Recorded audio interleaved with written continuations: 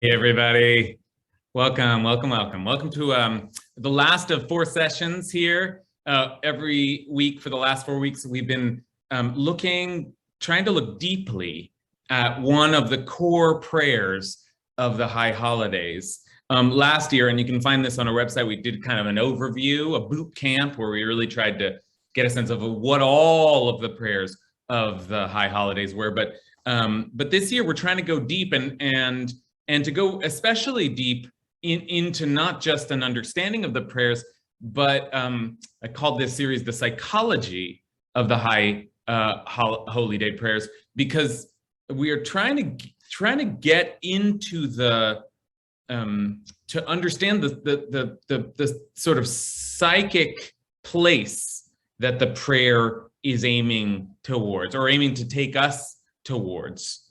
What is this prayer meant to do inside of us?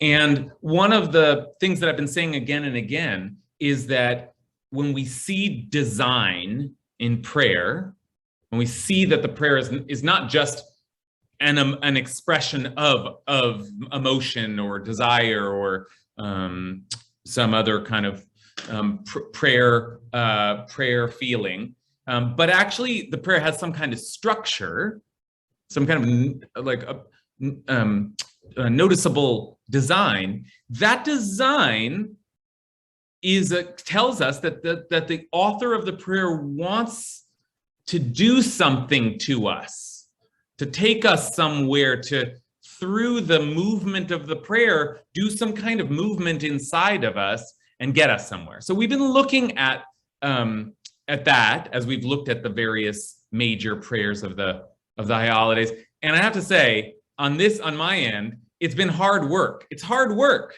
It's hard work because these are the most important prayers of the year, the most designed prayers of the year, the most intensely and thoughtfully constructed prayers of the year. But because of that, they really take a lot of unpacking.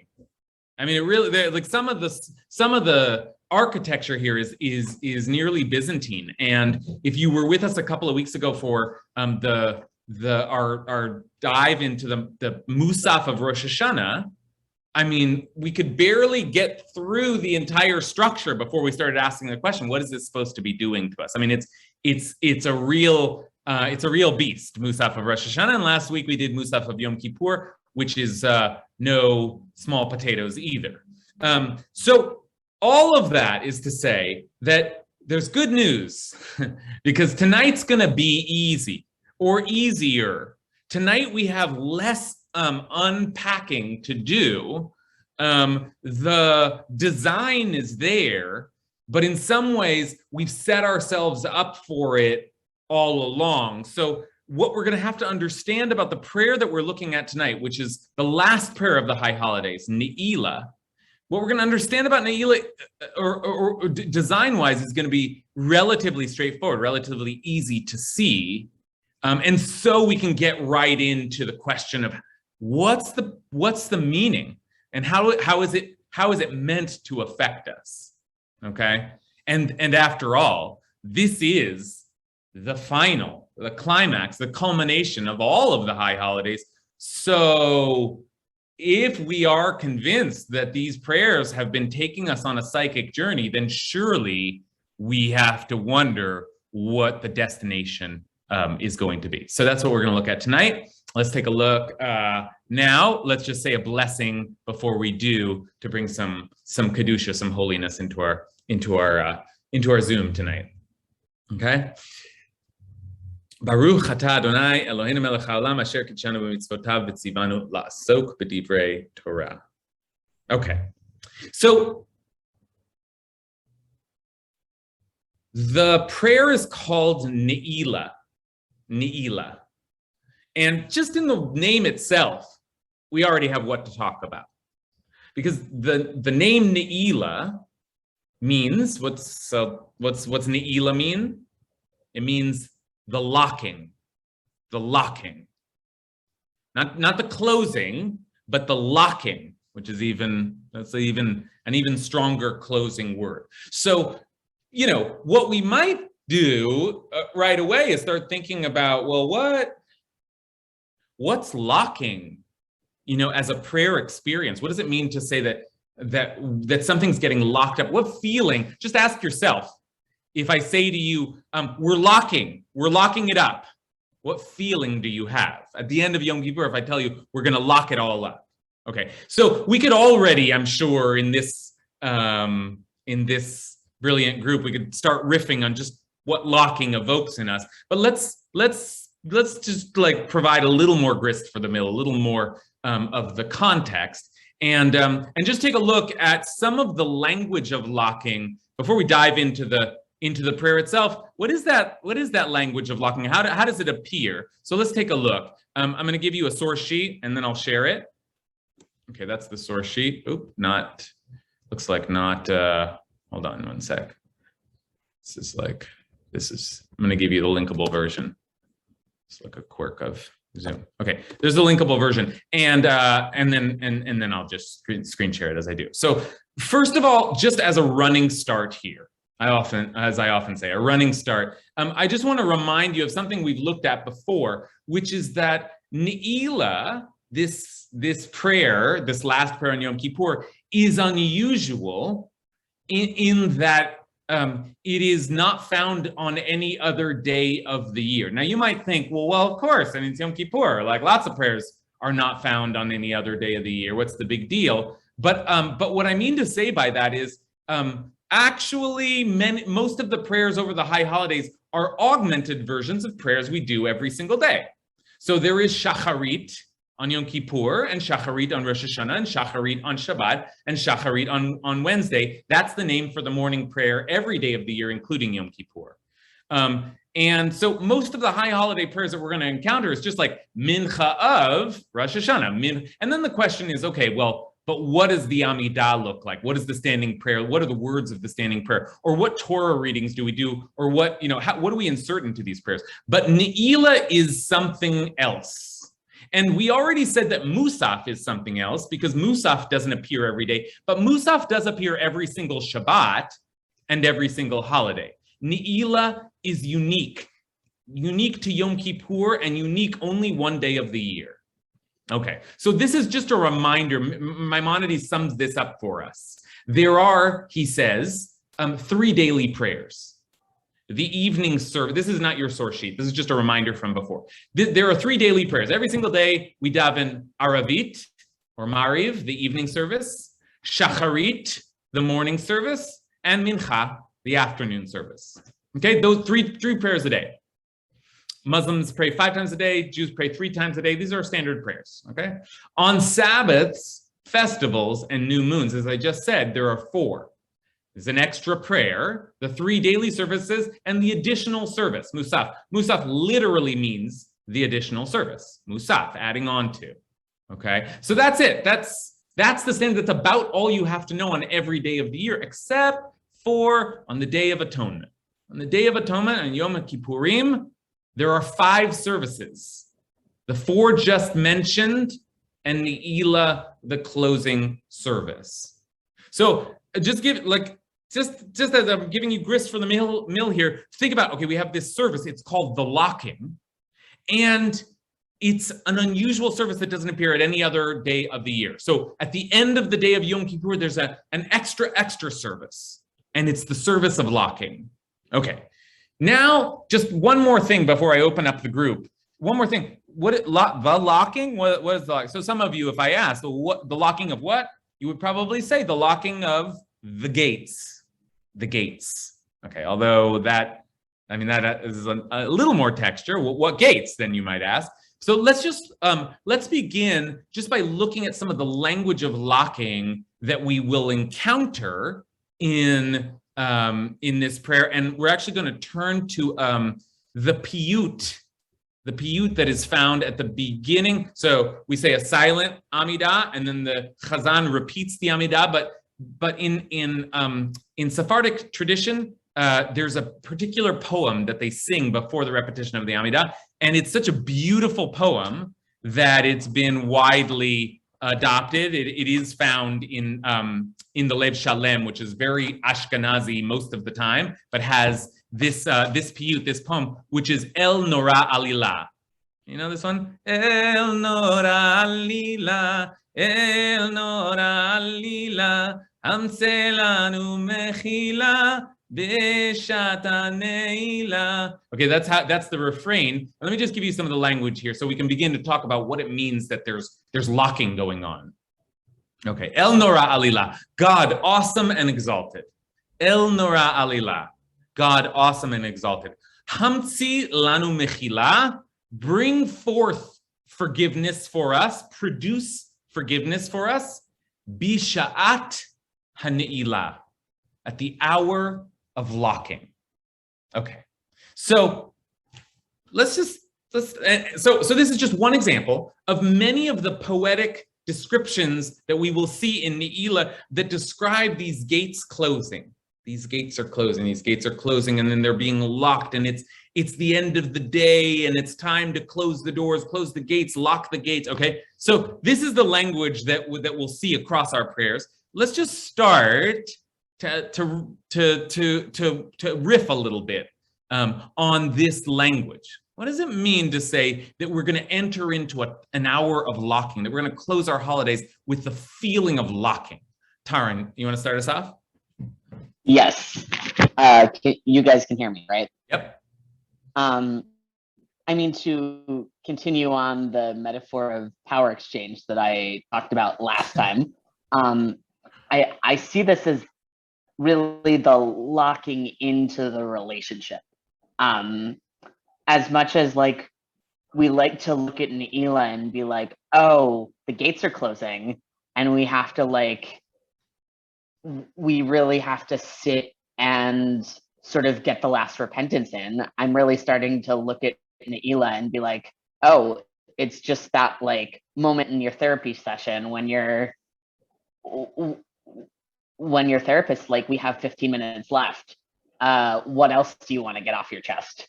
And then the like energy with it is, hey, we're locking in this relationship with the divine for the next year. Like we're locking in our state of this power exchange and this energetic space. Okay, great. So you gave us both the classic answer and also an interesting, a different answer, a different kind of answer. The classic answer is, this is it. This is your last chance. Your session's almost over. What do you want to say? You only have an hour left. So just think about what that feels like if you haven't brought up what you needed to bring up in your therapy session. Right? You've been sort of avoiding talking about it. Like, what's that feeling? Right? Or of any session coming to an end, you only have this much time left. So what are you going to do with it? And that's in some ways the most basic psychology. Okay, but you are, Taran, rightly kind of playing a little bit with, so then what are the implications there? What's locking mean for me? And Taran thinks, well, this whole time I've been trying to negotiate, work on my relationship with God, with this force, with this power, El Nora Alila, this awesome and mighty power. So this is my chance this is my relationship talk. And I've been having it for 25 hours. This is the last thing I get to say. And Taran imagines, this is the relationship then I will be in for the rest of the year. This is the dynamic I will establish, and I'll be locked into it until the time comes again for me to renegotiate terms, to rediscuss the contours of my relationship.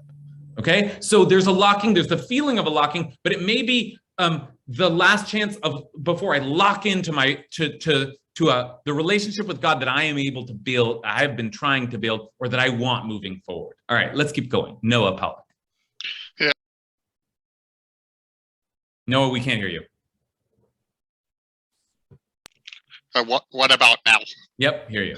Okay, technical issues. I was saying that this Ne'ilah service, this locking of the gate, it seems akin to me that there's still this heavy weighted feeling on me, like this feeling of sort of great fear that whatever needed to be said hasn't been said yet, whether to God or to the people I'm with who I've been focusing on the God aspect, but not so much the people. So it's like time's running out on that end.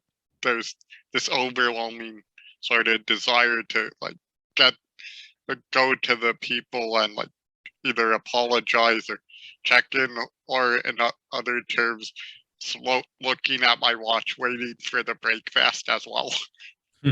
Okay, good. So there is, Noah then begins to like build on this picture and say, well, then if this is the locking and this is the last chance, then the psychology of that is one of a certain amount of anxiety, is it not?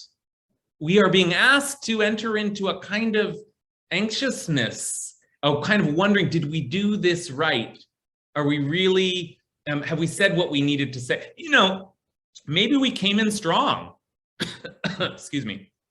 Kol Nidre. Maybe we came in strong. And maybe we said everything we needed to say, you know, in using Taran's therapy session metaphor. We did it. We said it. You know, it's maybe we could cruise out of Yom Kippur because we're feeling good. Ne'ilah is asking us to do something different. Ne'ilah is asking us, no matter what we've experienced, and we were dancing up and down, yay, nevertheless, just take a minute and feel like the gates are closing, the gates are closing, the gates are closing, right? Feel a little bit of that, like, you know, the doors are closing, please proceed to your gate, you know, run, that kind of feeling. Okay, Maggie, what do you think? That's exactly what I was going to say, where it's this huge anxiety of, have I discussed everything I wanted to discuss with Hashem? Have I asked for forgiveness for the right things? Have I negotiated that I will be better, so please let me live another year?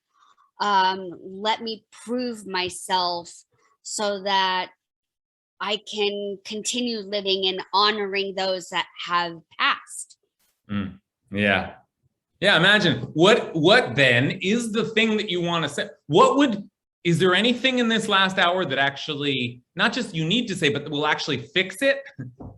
Is there something else that you can say that will do the trick? What is that? What's the one thing I forgot? You know, let me think. How do I, the feeling is like, I have now, the feeling entering into Yom Kippur then suggests Ne'ilah almost like, you know, almost by implication is that I have one day to do this thing. And now I have 1 hour to do this thing. Okay, so what is it? What do I need? What do I need? Alexandra. So I'm looking at it a little bit differently this year from other years. I think maybe because I've had enough anxiety, most of us have. And so I'm focusing on the El Nora Alila, and I like to do sort of spiritual experiments, and I've experimented with just saying that sentence over and over, and waking up like the days that feel really heavy and I don't want to wake up and don't want to get out of bed and go through another pandemic day. Like the days that I've just sort of forced myself to say that over and over before anything else have ended up sort of magical, and like strange, unexpected, wonderful things have just popped in. And so this year I'm choosing to look at it. That's what's being locked in. The gloriousness, wonder of God, this expansiveness, anything is possible. And that's how I'm choosing to see it this year. Yeah. Like what else might locking mean? You know, like locking can be a good thing.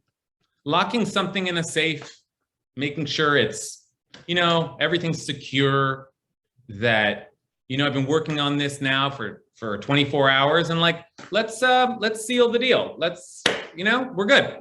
That's a possibility here.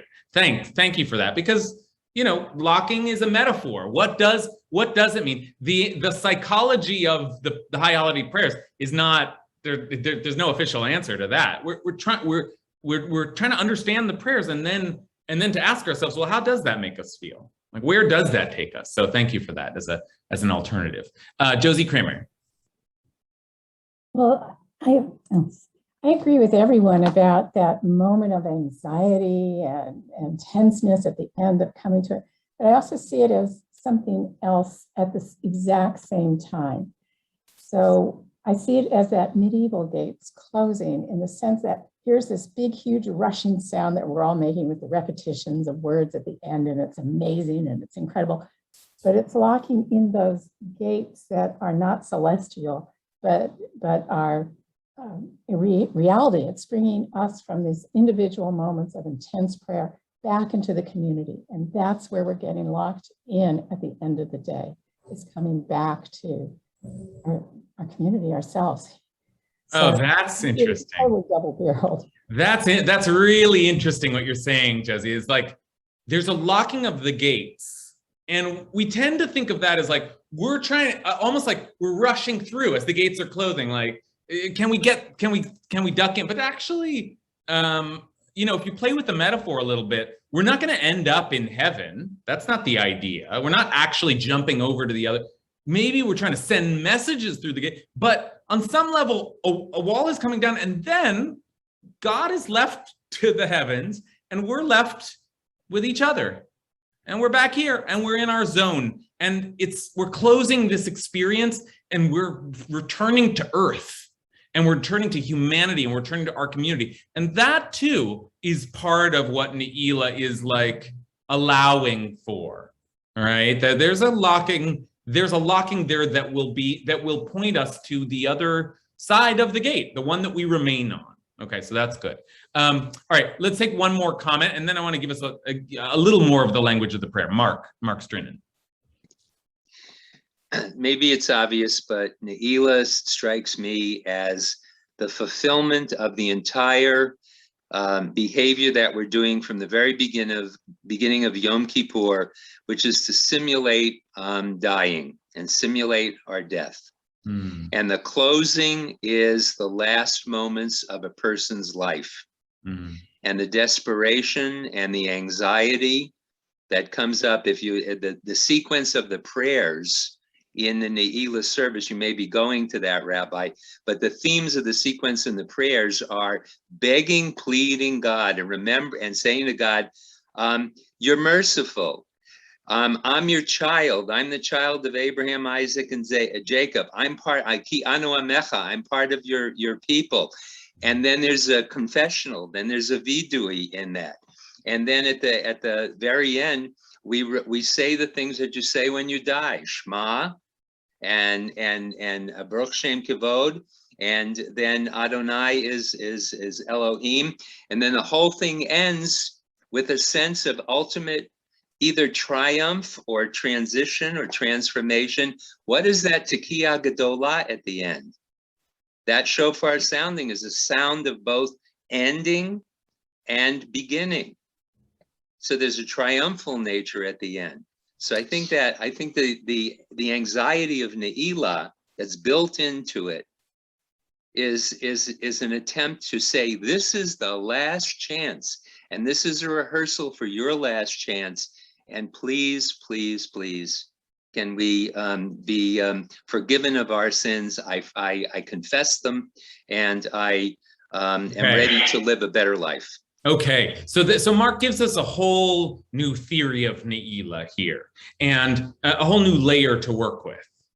The suggestion, and it's quite right, that there are all kinds of themes of death and life and death, and the reenacting of death, wearing these like white garments, shrouds, really, that those themes, not eating, not having physical needs, transcend. We could point that towards the heavens, like we become like angels, or we could point that imagery towards the earth, like we're going into the ground. And there's a theme of dying here. Mark suggests, and therefore Ne'ilah is like the end of your life. What is your last confessional? What is and we do say a vidui alamita on the deathbed, right? That is a thing we say. And Mark begins to connect a lot of that. We also say Shema at the end of our lives. So maybe this is like, imagine that's really takes it to another level. Imagine you were dying. Imagine this wasn't just the last hour of Yom Kippur, but your last hour. What would you say? I mean, now that's a lot of anxiety. But I want to pull it back just a little bit from that edge, from that cliff's edge, because Mark is absolutely right that the themes of life and death are all over Ne'ilah, but it may not be that one is going to die this year or in this hour. In fact, the hope is that one will not. And in fact, part of what's being negotiated throughout Yom Kippur is whether or not we will live or die another year, right? Negotiated in metaphorical terms, but like spiritually, just wondering, like, what is my fate? What will be for me this year? Okay. And so the way that Ne'ilah plays with those themes, and I say play with because there's like it's almost like a darling little device that Ne'ilah uses. And I said at the beginning of the class, this is going to be pretty easy to do because, with some of these prayers, we had to map out like 10 different verses from 10 different places on 3 different themes, but with Ne'ilah, there's just the Amidah itself is pretty straightforward. It's the same Amidah Amidah meaning the standing prayer. It's the same one we've been seeing throughout Yom Kippur. There are, as with all the Amidot, they're in like new poems, new prayers. El Nora Alila, we already saw. But mostly it's the same thing, except for one critical difference. And we can see it very easily and very quickly. I just to want to remind you one other, I'm going to take us back to the sheet that I opened with, the one with Maimonides sort of giving us the whole structure of the high holidays. This is a boot camp that we did last year, where we really tried to break down the entire structure. And one of the things, what I started off by saying is that if we want to understand the high holiday liturgy, we have to understand, first of all, that a lot of the prayers are just standard prayers that we see every day. So it shouldn't shock us that there's a Shema or an Amidah in the high holidays. A lot of the prayers that we see on the holidays are piyutim, like El Nora Alila, which are sacred poems. And those are really beautiful and well-known, but not mandatory or essential or core. So we haven't spent a lot of time studying them. We have spent a lot of time studying prayers unique to the holiday, like the confessional itself, right? Or like Ne'ilah itself, something that is a totally new introduction or a totally new piece of material that we don't see in any other prayer. Avinu Malkeinu, prayers that are very special to the holidays. Okay, and then I said there are one of the forms of that are additional services like Ne'ilah, but another one of the forms of prayers unique to the holiday are these little insertions into the prayers. Okay, why am I telling you all this? Because you will throughout the high holidays, but also in the time in between the high holidays, your Siddur will tell you that there are 3 places in every Amidah, even during the week between Rosh Hashanah and Yom Kippur, there are 3 places where you insert little words into your Amidah. Okay, probably sounding familiar to some of you. So let's take a look at what they are and what they look like. There are 3 of them. One comes in the first blessing. The Amidah is also known as the Shmona Esrei because there are 18 blessings in it. And there are actually 19, they added one later, but in the first blessing, there's an insertion. In the last blessing, there's an insertion. And in the second to last blessing, there's a unique insertion that we recite throughout the high holidays. And it's always the same thing. And let me share it with you now. It's the next thing on your sheet. And this is what it is. Okay, so here's what I'm going to do. I just want us to see this. It's pretty easy to see, but let's just like see it in plain black and white here. Okay. Here, I'm going to take us, this is Ne'ilah, and we're going to first look at Mincha. Mincha will be the last prayer that we said before Ne'ilah. So just to give us a sense of what the transition is. There's a transition that happens in Ne'ilah. Okay, so here's one of the insertions. It's the insertion that we put into the first blessing, Magen Avraham, the first blessing of the Amidah. And you probably know the tune. Zochreinu lechaim, melech hafetz b'chaim, v'chasveinu b'sefer ha'chaim, Lemancha Elohim chaim. Okay, not perfect rendering, but you probably know what I'm talking about. Remember us for life, Zachrenu l'chaim, O King who desires life, Melech chafetz b'chaim, and inscribe us in the book of life. V'chasvenu b'sefer ha'chaim, write us into the book of life, Lemancha, for your own sake, Elohim chaim, living God. Okay, that look familiar? And what's important here, of course, is that we now have a different metaphor, and the metaphor is the metaphor of the book of life, the book of life. And this comes from a passage in the Talmud that says that there are books open before God on Yom Kippur, all actually throughout the holidays, the book of life, the book of death, right? And we want to be written into the book of life. Okay, so we can think about that a little bit. We can process that a little bit. But here's the twist. Here's the Ne'ilah twist. It's a dance that everybody's doing, the Ne'ilah twist. Okay, Mincha and Ne'ilah, same Amidah, same opening, same insertion, except one thing's different. Zachrenu lechaim, melech hafetz b'chaim, v'chatmeinu b'sefer ha'chaim, lemancha Elohim chaim. So same thing, remember us for life, O King who desires life, and seal us in the book of life for your sake, living God. Okay, so I've bolded it and I've gone slowly, and I'm gonna, I think we all caught what changed, right? Inscribe us in the book of life, and then seal us in the book of life. So what Ne'ilah is suddenly doing for the first time is sealing things up. Now, we've talked about locking and closing, but this is new language, similar language, but new language, the language of sealing.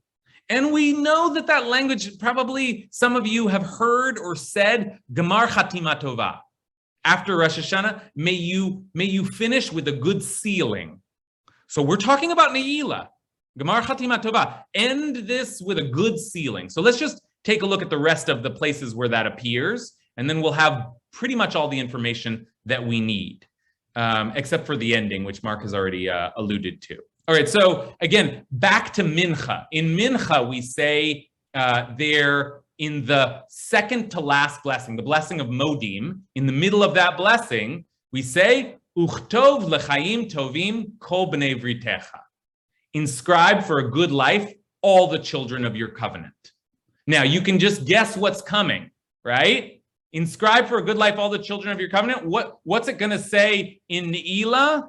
Not inscribe for a good life, but, right? I'm just setting it up. You can say it to yourself. You know what's coming. And seal for a good life all the children of your covenant.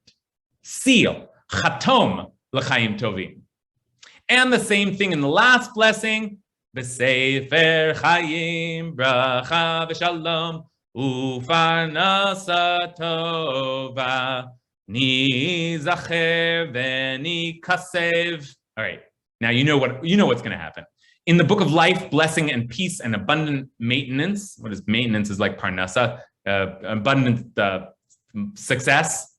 May we be remembered and inscribed before you, nikatev. And then, of course, in the book of life, blessing and peace, now we're in Ne'ilah and abundant maintenance. May we be remembered and sealed before you. Okay, so there it is. Your three insertions. It's like I said, there's something a little darling about it. It's like I always enjoy every year because you've been in shul for 25 hours and you've actually been in shul for 10 days and you're saying the same thing again and again and again and again. And all of a sudden there's a little twist. It's like, it's actually like, it's exciting. Like, wake up, oh, look, it's a little different. And the little difference is a move from writing to sealing. And just one more thing before I open that up for analysis, which is that those three insertions are the places where that changes. And also, one more thing changes, Avinu Malkeinu. Avinu Malkeinu. We say the Amidah, we change those three things, and then we say our last Avinu Malkeinu, which is one of the great prayers of the high holidays. And in the middle of Avinu Malkeinu, we say Avinu Malkeinu, our Father, our King, please do this, please do this. There's a lot of sentences, please do this, please do this. And in the middle, there are the ones that we recite out loud, okay? The first few look exactly the same. Avinu Malkeinu, Hachazirenu b'shuva shlema lefanecha. Our Father, our King, bring us back in wholehearted repentance before you. Our Father, our King, send complete healing to the sick among your people. Our Father, our King, tear up the bad in our judgment. Our Father, our King, remember us favorably before you. Okay, all of that, that's Avinu Malkeinu. And then the next piece, our Father, our King, Chatmenu b'sefer Chaim Tovim. Seal us in the book of good life. And I didn't bring the comparative text because by now you know. What does it usually say? Kasvenu b'sefer Chaim Tovim. Write us in the book, inscribe us in the book of good life. But here it says, seal us. Our Father, our King, seal us in the book of redemption and deliver us. Our Father, our King, seal us in the book of, I don't like this translation, maintenance, of parnasa and chalkala, of success and thriving. Our Father, our King, seal us in the book of merits.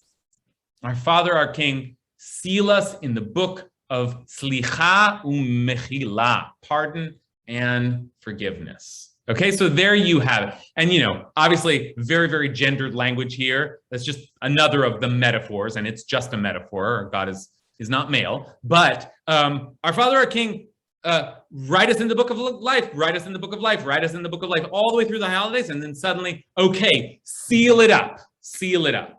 Okay, so this is really, in some ways, I'm just turning back for more of the same. Because I asked you to think a little bit about what is locking, what is closing, what is this hour, what is the feeling of this hour? But now it's the same feeling. There's a shutting, there's a closing, but it's a different kind of closing. It's the closing of a book.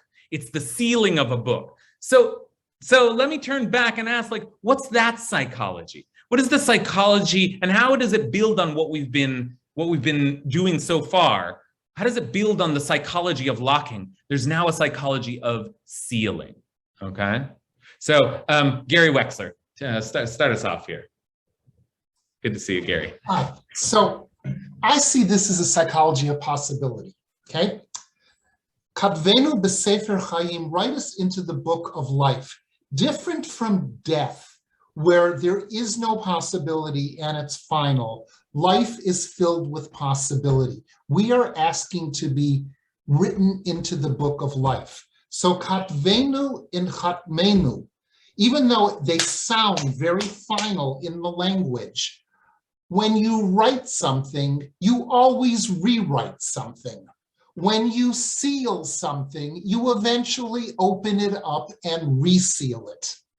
So I think it's conveying a psychology of awareness, but also knowing that in life there's possibility and the writing can be rewritten. You can rewrite your life. You can reseal it. You can open it up again. So there's all sorts of potential here. You know, I just love that, Gary. And I've never, you know, this is like what the joy of learning Torah is, that like, it seems like you do this for 20 years and I've never thought of it that way before. Never thought of it that way before. It's such an important thing to say, which is that a seal is not permanent. I never thought about that.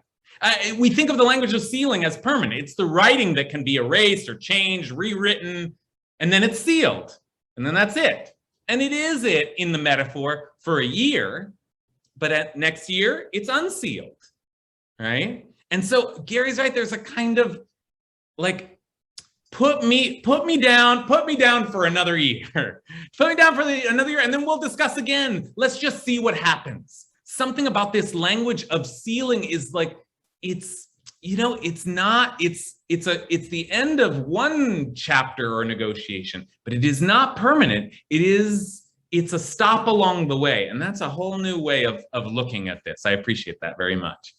Florine Rosen.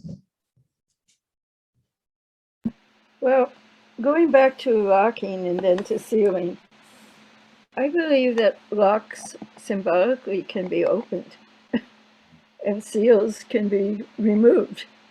So I believe the whole relationship that you were referring to for 25 hours, I never counted them, the relationship of confessing, learning about oneself, being forgiven, being redeemed maybe, that's the power of God and me, and God and the community, that will open the lock. I don't see the lock as negative. I believe that there's a great power that rises up in the synagogue and opens the lock, and we go forward if we've done the work.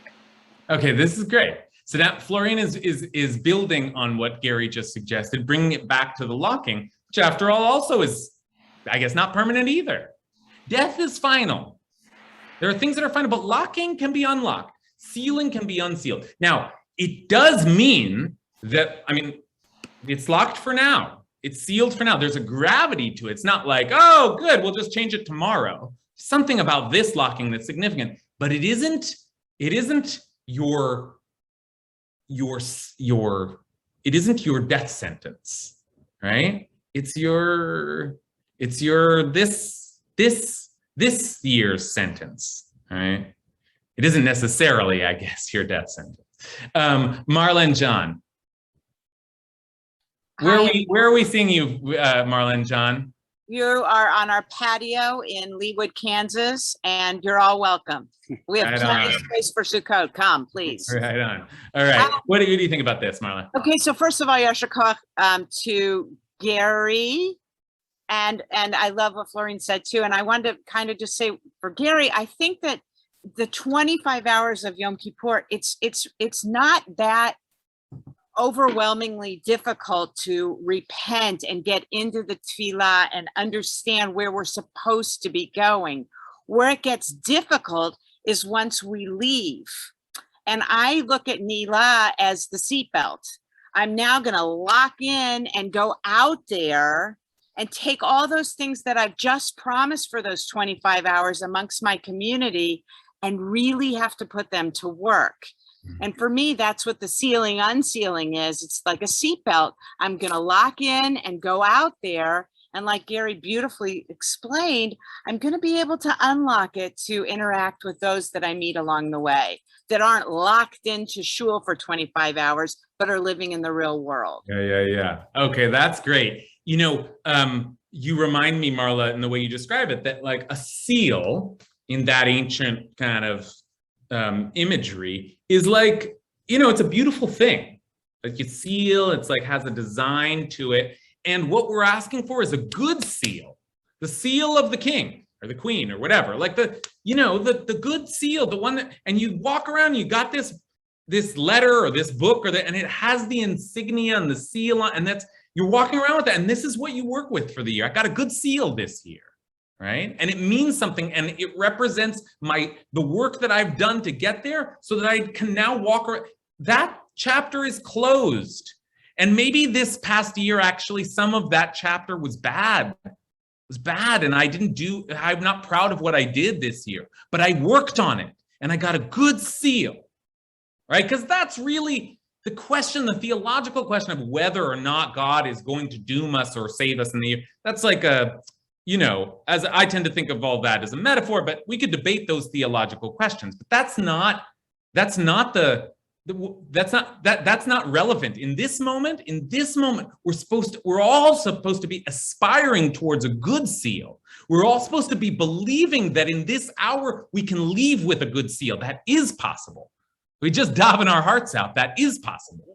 So that's important. Walking around with a good seal. Okay, let's take a couple more hands. I saw Beth, and then Kathy and Hal, and then we'll move into the last section of Ne'ilah. Yeah, thanks. There's been a little chat going on in the little texting going on in the chat about how does this relate to Unatana Tokef, where on Rosh Hashanah it is written, and on Yom Kippur it's sealed, who shall live and who shall die. But then it says, but Teshuvah and Tefillah and Tzedakah can avert that. So even though it's sealed, maybe it's not permanent. So it's just a little more support for the idea of the seal not being totally permanent. Okay, great. Yes. That's important stuff that you're talking about, Beth. And you know, I sort of brush aside the theological questions because I'm not a believer in a God that like decided you have to die this year. But it's there in our liturgy. They are important theological questions to grapple with. And so I want to just respond in a couple of ways to Beth's point here. One, in saying that let's keep in mind that if we follow the metaphor, then what we're talking about, like the psychology of not just Ne'ilah, but of the whole high holidays of writing and sealing, is that B'Rosh Hashanah yichatevun u'v'Yom Tzom Kippur yichasemun. On Rosh Hashanah, it is written, and on Yom Kippur, it is sealed. Okay, so on Rosh Hashanah, you receive your assessment, your evaluation, your performance review, right? Or if you want to be a little harsher, your sentence, your judgment on Rosh Hashanah. But on Yom Kippur, it's not sealed till Yom Kippur. And that means you have 10 days to erase what's in the book, to change what's in the book, to put yourself in a different book, to get a different seal. So the work is, I have fixed it. Even in the midst of Rosh Hashanah Yom Kippur, nothing is permanent. And then the question is, wait a minute though, what about after Ne'ilah? What about when the gates close? And Beth is saying, well, is it ever really permanent? And I think our tradition has struggled with that question a lot. And I want to just cite a very famous midrash that says that the gates of prayer open and close, but the gates of tshuva are always open. Okay, so the author of the liturgy on Rosh Hashanah Yom Kippur is designing a particular metaphor, but in comes another strain in the tradition and says, wait a minute. Some things close, some opportunities end, some portals disappear, but there are certain channels that we always have to God.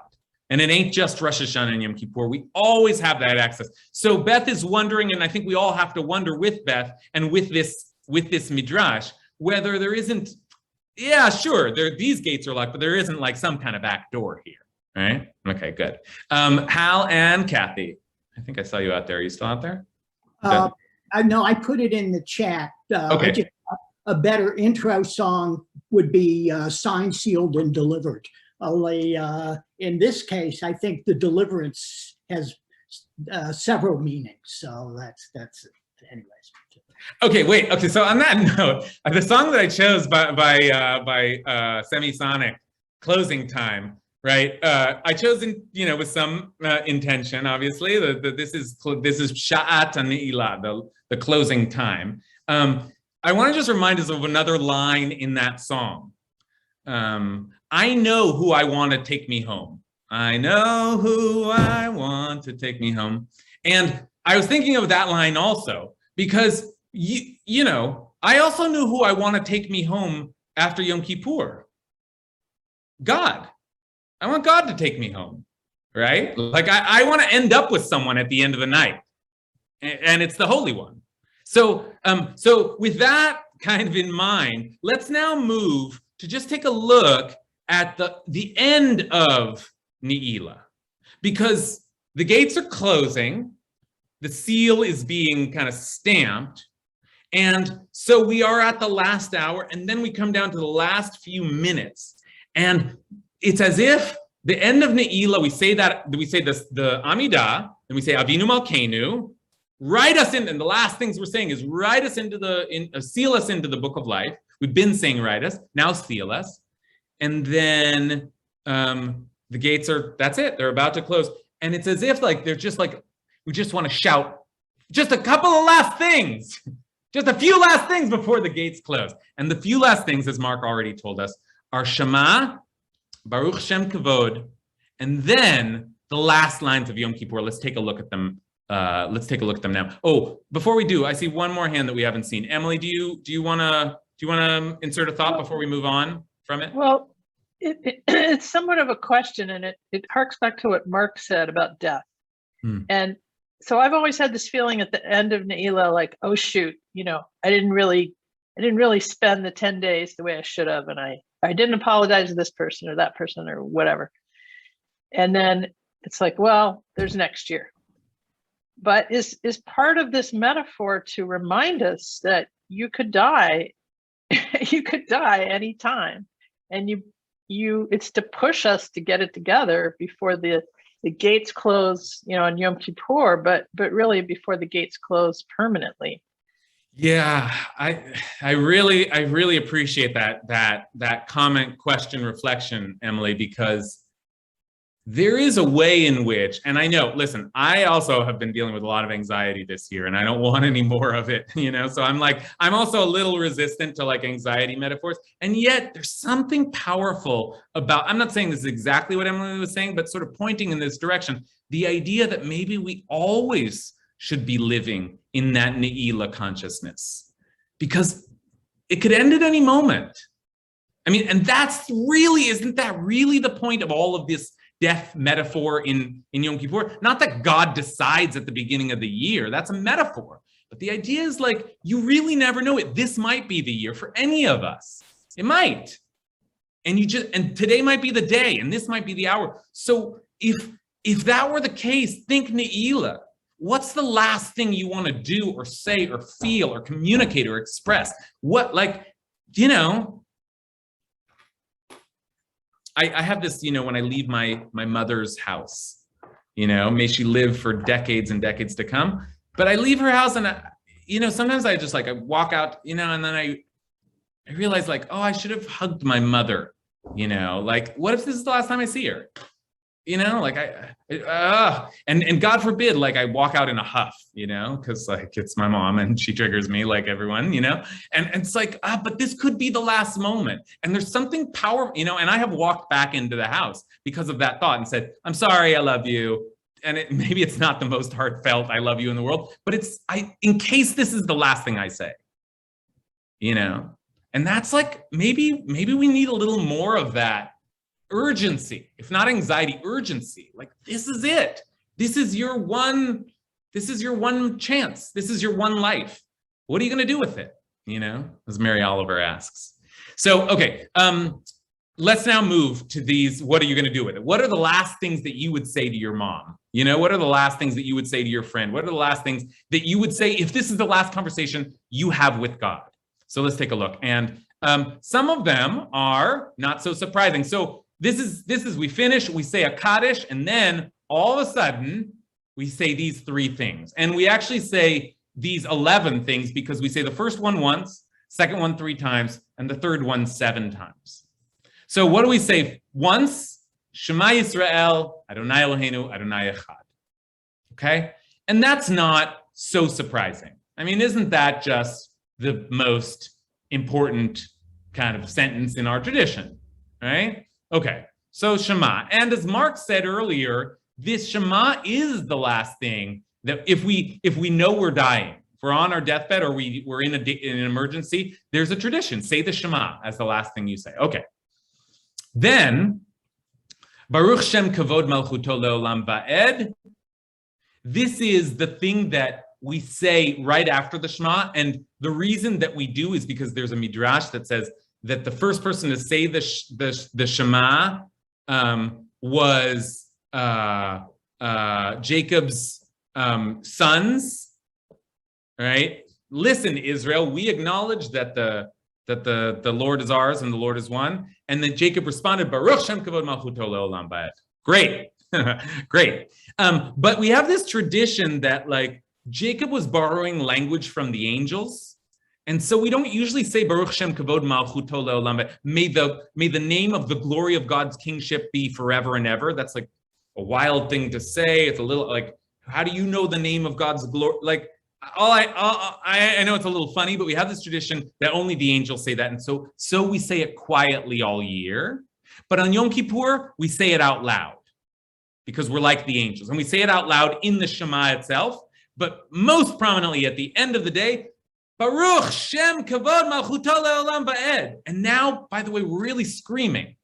And if you haven't had any kind of psychology in your high holidays so far, this is the moment to tap in deep. This is it. This is the, and I have to say, if I think back on my Yom Kippur experiences, and when have I had really moments of exaltation, I'm often thinking about this last moment when you're starving and and you're delirious and you've been standing, your back hurts. And then suddenly all of a sudden there's a new burst of strength and you're screaming, Baruch Shem Kavod Malchuto Le'olam Va'ed, 3 times.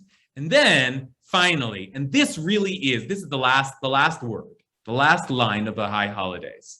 Okay, and then there's a Tekiah Gedola. And the last line is, these are the last thing. The gates are closing. The book is sealed. And what we say 7 times is, Adonai Hu HaElohim. Adonai Hu HaElohim, 7 times. The eternal, right? The word for God, which alludes to God's eternality, which we pronounce as Adonai, is Elohim, is God. Now, this is the last thing I want to do with you, is try to figure out this last line. What does this mean? Adonai Hu HaElohim. The eternal is God. Now, I feel like I wanted to do more explaining and more like, what does the eternal mean? What is God? But let's just stop and hear from you all. What is going on here? This is the last thing that we want to say. Shema, Baruch Shem Kavod, those are familiar. But Adonai Hu HaElohim. What is that? Anyone want to offer their interpretation of this before we parse out every single word? Just like the feeling of this last ceremony. I'm seeing Noah, Mark, and Florine. I'm not sure if you're commenting on this. On this, Florine? Yes? Noah? Yes. Yes, go for it, Florine. The word Elohim to me is the most beautiful word because it reflects the many dimensions of Hashem. And since I've studied Kabbalah for years, I believe that when I leave synagogue and I've heard that and I've done that practice, I feel like, yes, I'm made in the image of God. And I've just had an experience, which I hope will last, where I will go back out in the world and I will reflect those images of God in my life. So for me, that prayer just does it. Okay, good. All right. Let's hear from Noah also, and I want to take some of what you said, Florine, and use it. But let's hear from Noah also. What are you thinking, Noah? Yeah, I'm thinking that this is a wonderful way to end the Ne'ilah and the Kabbalah. It's bringing together the God's strict side and the compassionate side all together in this one line, affirming God as our Lord. And I feel like that just makes the whole, I guess, high holiday season is as it is, because at Rosh Hashanah we're reaffirming God's kingship, etc. Yom Kippur we're pleading, and then at the end we're saying, God, you're God, and we're still with you. Okay, great work, both of you. Both Florine and Noah are looking at these 3 words. It's just 3 words. This name of God is this name of God.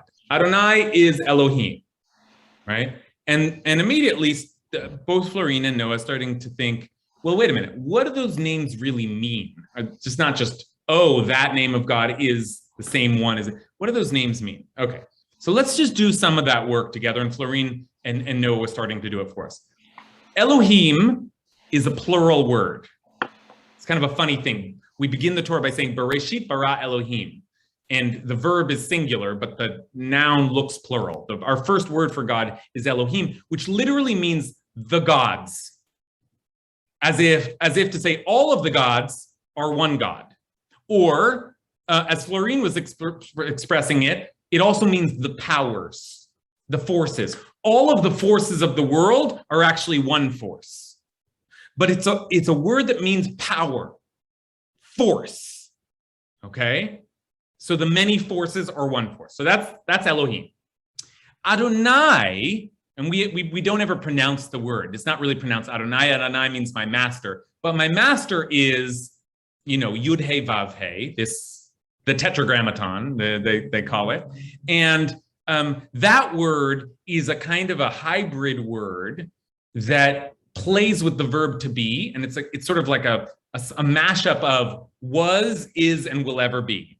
Haya, hoveh, yihiyeh, right? So if you mash them together, it looks something like Adonai. So what does Adonai, that name, mean? That's our primary name. It means the God who always was and always is. We hear another echo of this when Moses asked God, what's your name? And God says, I will be what I will be. I am that I am. I just am.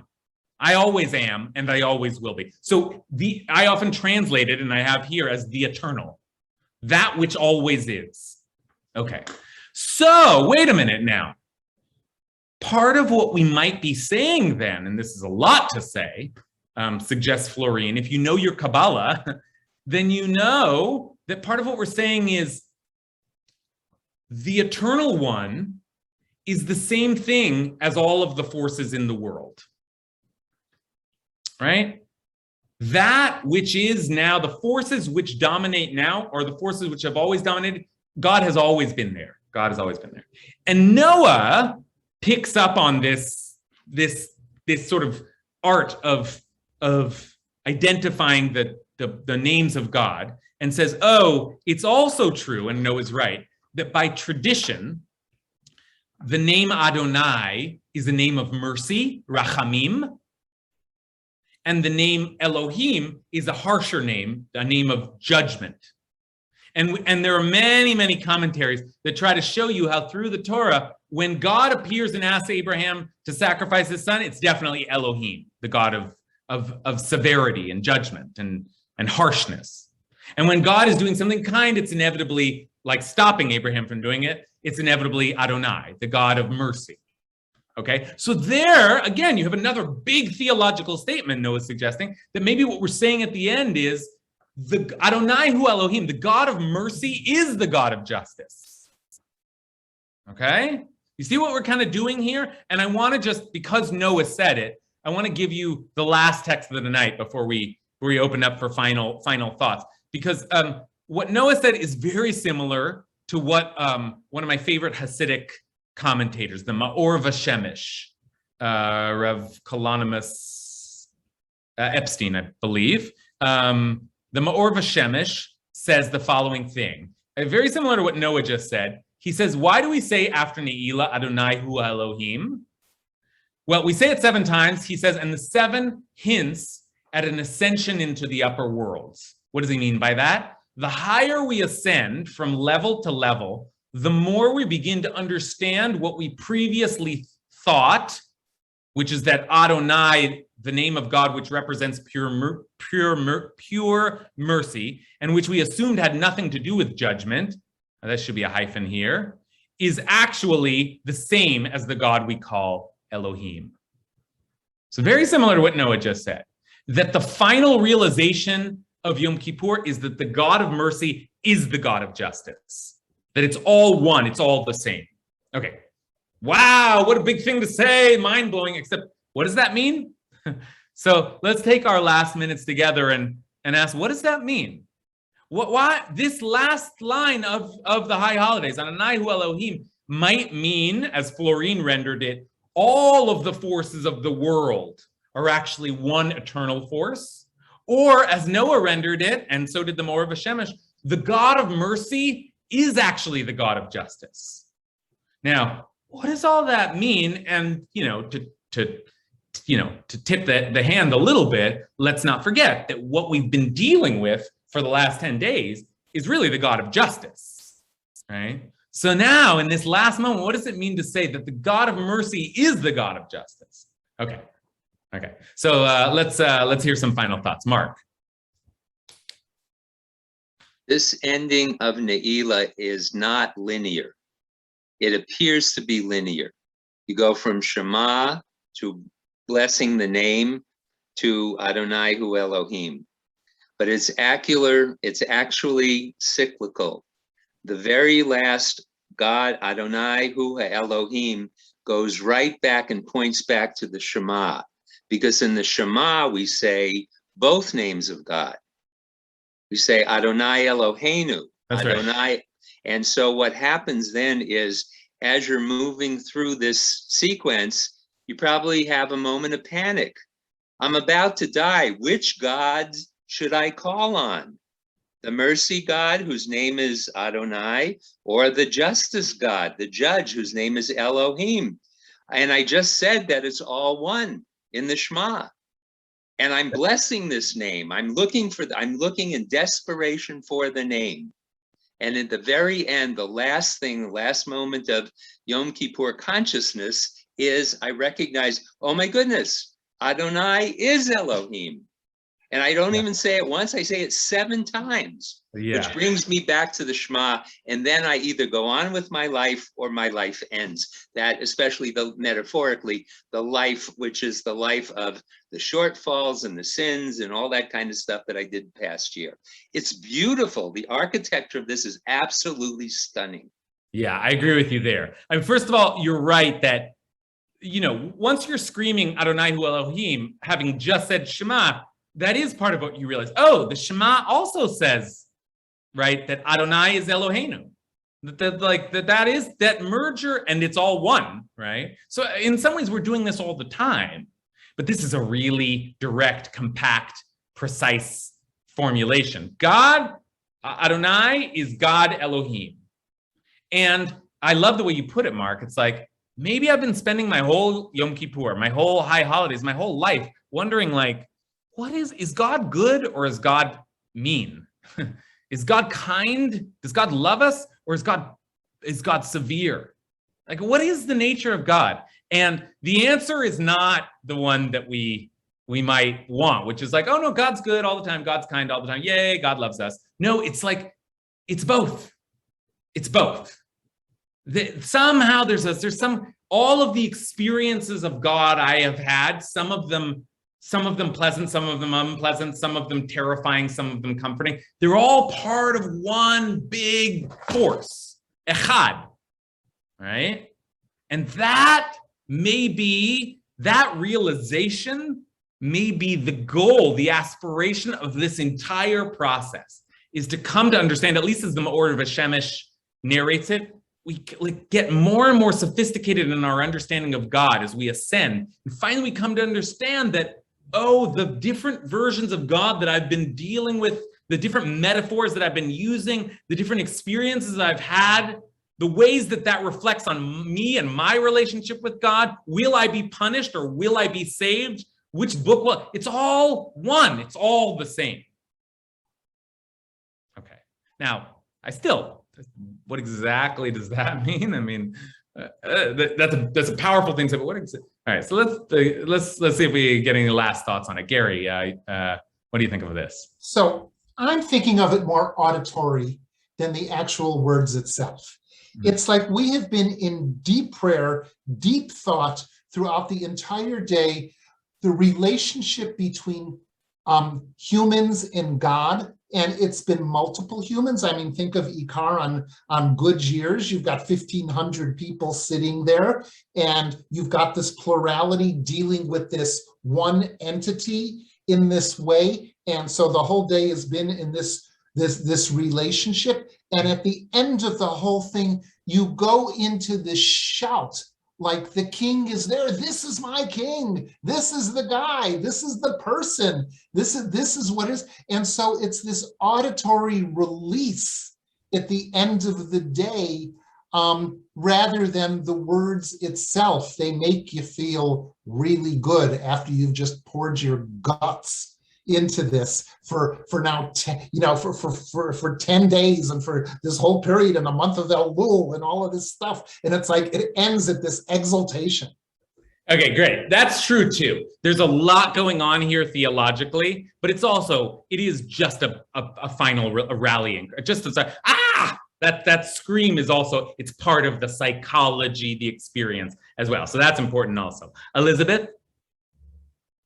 So all of this that we're hearing is true, but for me, it has to do with I give up, I surrender. You're the one, and I am nothing. I have no choice in this matter, and I let it go. So this is not about anxiety. It's the opposite.